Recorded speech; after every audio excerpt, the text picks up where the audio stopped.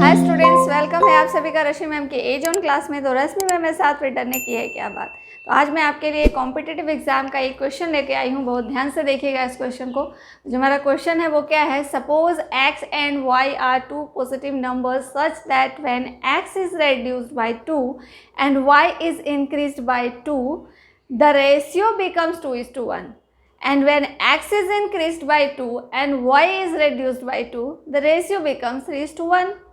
Which one of the following is equal to x minus 2? ठीक है, हिंदी में भी देख लेते हैं एक बार।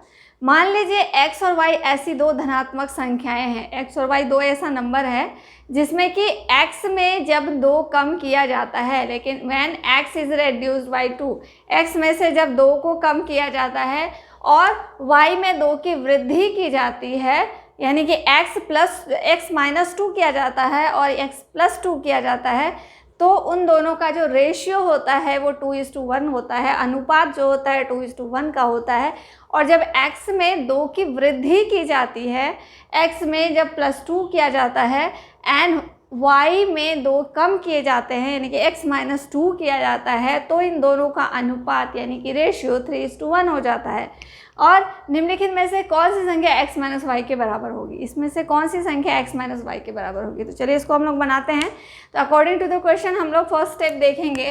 अकॉर्डिंग टू द क्वेश्चन क्या होता है कि फर्स्ट स्टेप में कह रहा है कि x में जब 2 कम किया जाता है, x में 2 रेड्यूस किया जाता है, यानी कि x माइनस 2 अपॉन y में 2 की वृद्धि की जाती है, y इज़ इंक्रीज्ड बाई 2, तो y प्लस 2 हो जाएगा। तो इसका रेशियो क्या होता है, 2:1 का रेशियो होता है। 2:1 का रेशियो होता है।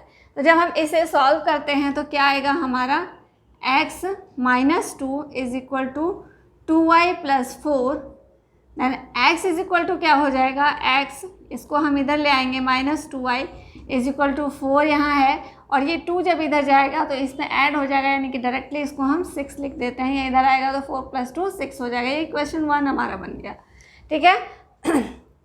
नेक्स्ट जो कह रहा है अकॉर्डिंग टू द क्वेश्चन, उसमें हम क्या देखते हैं कि जब x is increased by 2, x को 2 से इंक्रीज किया जाता है, यानी कि जब x प्लस 2 किया जाता है एंड y को क्या किया जाता है, रेड्यूस बाय 2 किया जाता है, यानी कि y माइनस 2 किया जाता है, y माइनस 2 किया जाता है, तो हमारा रेशियो क्या आ जाता है, हमारा रेशियो हो जाता है 3:1। तो हम इसे 3:1 लिख देंगे। ठीक है। अब इसको हम सॉल्व करते हैं तो x plus 2 is equal to 3y minus 6। अब x ये इधर आएगा तो माइनस 3y हो जाएगा, इज इक्वल टू माइनस 6 है, ये इधर आएगा तो 2 प्लस का माइनस में हो जाएगा, तो 6 माइनस 6 माइनस 2 क्या हो जाएगा, -8 हो जाएगा। तो ये हमारे 2 इक्वेशन मिल गए। अब हम क्या करते हैं, एक इक्वेशन में से दूसरे इक्वेशन को सब्ट्रैक्ट करते हैं। बाय सब्ट्रैक्टिंग क्या हो जाएगा, यहाँ पे फर्स्ट इक्वेशन को सेकंड में से या सेकंड को फर्स्ट में से, किसी में से भी हम किसी को माइनस करते हैं।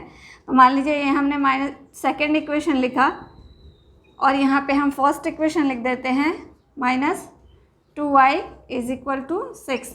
जब हम सब्ट्रैक्ट करते हैं तो क्या होता है, नीचे वाले का साइन चेंज हो जाता है, प्लस का माइनस का प्लस, और यहाँ पे माइनस हो गया, x कैंसिल हो गया, और यहाँ पे क्या हो गया, प्लस माइनस और प्लस माइनस, यानी कि सब्ट्रैक्शन होगा। -3 में से -2 को माइनस करेंगे तो -y हो जाएगा, इज इक्वल टू 8 एंड 6 क्या हो जाएगा, यहाँ पे 14 हो जाएगा, -14, माइनस माइनस कैंसिल हो गया, तो y की वैल्यू हमें क्या मिल गई, 14 मिल गई। ठीक है। अब हम क्या करते हैं, यहाँ पे y की वैल्यू को पुट कर देंगे किसी भी इक्वेशन में, इक्वेशन 1 या इक्वेशन 2, किसी में भी y की वैल्यू को पुट कर देते हैं। तो देखिए यहाँ पे क्या आ जाता है हमारा, ये इक्वेशन लेते हैं हम, x minus 2y is equal to 6, तो x माइनस 2 इंटू 14, यहाँ पे 14 लिख देते हैं, इज इक्वल टू 6, तो x minus 28 is equal to 6, x is equal to 6 plus 28, तो ये क्या हो जाएगा हमारा, x इज इक्वल टू 34।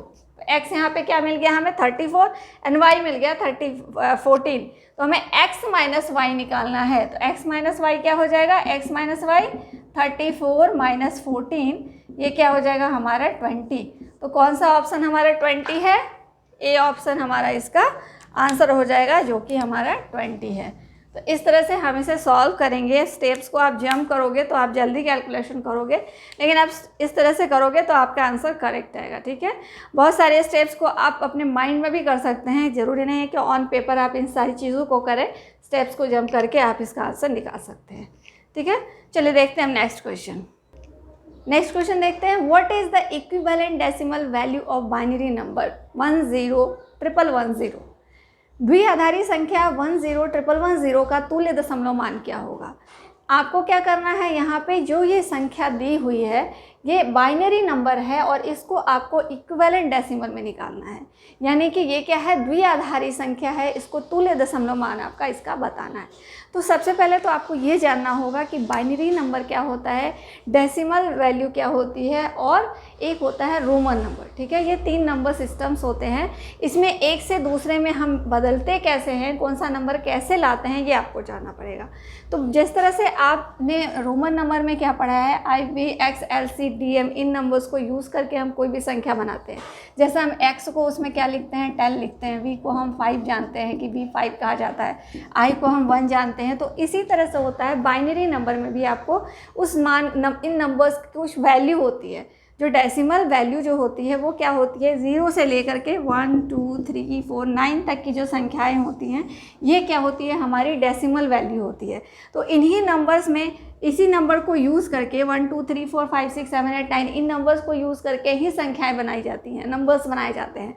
तो इन नंबर्स को यूज़ करके जो भी वैल्यू आएगी वो डेसिमल वैल्यू होगी। और आपको क्या करना है, बाइनरी नंबर का ये जो नंबर दिया हुआ है बाइनरी नंबर, इसको आपको इस डेसिमल वैल्यू में निकालना है। जिस तरह से आप इन रोमन नंबर को डेसिमल वैल्यू में इस तरह से निकालते हो, वैसे ही हम बाइनरी नंबर को डेसिमल वैल्यू में निकालेंगे। देखते हैं कैसे निकालते हैं इसको हम लोग। सबसे पहले हम क्या करते हैं, जो नंबर दिया हुआ है हम उसको लिख लेते हैं। अब इसके जस्ट नीचे हम क्या लिखेंगे, 2 पे पावर 0, इसके 2 पे पावर 1, 2 पे पावर 2, 2 पे पावर 3, 2 पे पावर 4 एंड 2 पे पावर 5। क्लियर? अब क्या करना है, हमें इसको इसके साथ मल्टीप्लाई करना है, ऊपर के 1 के साथ, जो भी ऊपर वाला है उसके साथ नीचे वाले को, और जो भी वैल्यू आएगी उससे इसको हम ऐड कर देंगे आपस में। ठीक है, तो ये क्या हो गया, 2 पे पावर 5 की वैल्यू क्या होती है, 32 होती है। तो 1 × 32 आ गया, प्लस यहाँ पे 0 के साथ मल्टीप्लाई हो रहा है तो ये पूरा ही टर्म 0 हो जाएगा, इसको हम छोड़ देते हैं या फिर मैं लिख देती हूँ 0। यहाँ पे देखिए 2 पे पावर 3 8 होता है, 1 × 8, देन फिर प्लस 2 पे पावर 2 4 होता है, 1 × 4, प्लस 2 पे पावर 1 2 होगा, 1 × 2, प्लस 2 पे पावर 0 1, तो 0 के साथ मल्टीप्लाई हो रहा है तो ऑब्वियसली ये भी 0 हो जाएगा। अब हम क्या करेंगे, 32 + 8 + 4 + 2 इसको हम ऐड कर देंगे, तो क्या आएगा, हमारा आंसर क्या आएगा, 46। तो ये 46 हमारे ऑप्शन नंबर फर्स्ट में है, फर्स्ट हमारा आंसर हो जाएगा। ये हो गई इसकी क्या, डेसिमल वैल्यू, डेसिमल वैल्यू। अब इसी से रिलेटेड मैं आपको एक होमवर्क क्वेश्चन दे रही हूँ जो आपको करके कमेंट बॉक्स में बताना है। इसका आंसर आप मुझे कमेंट बॉक्स में बताएंगे, इसकी डेसिमल वैल्यू क्या होगी। तो चलिए आज की क्लास मैं यहीं पे ख़त्म करती हूँ, मिलूंगी नई क्लास में नई जानकारी के साथ। तब तक के लिए tata bye bye, see you, take care and all the best.